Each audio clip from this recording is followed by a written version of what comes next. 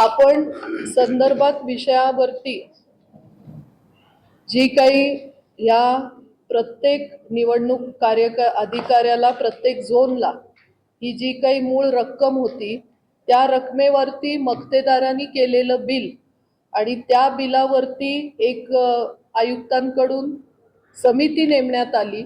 कारण दिलेलं बिल आणि मक्तेदारांनी केलेलं बिल याच्यामध्ये जमीन आसमान फरक होता।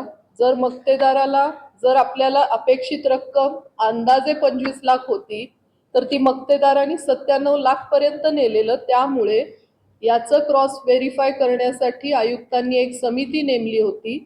त्या समितीकडून आलेल्या रकमेवरती आपल्याला एक रक्कम टोटल ह्या 7 विभागांची रक्कम आली।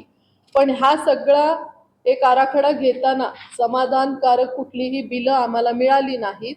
त्यामुळे आम्ही याचं अवलोकन करायसाठी त्यांच्याकडून परत फेरप्रस्ताव हे प्रकरण पुढे घातलेलं आहे आणि याच्यामध्ये आम्ही त्यांना स्पेसिफिकली या सगळ्या गोष्टींची बिलं मागितलेली आहेत, ज्याचा आमच्याकडून स्थायी समितीचे सर्व सदस्य बसून परत याच्यावरती विचार विनिमय करून आम्ही निर्णय देऊ असतील।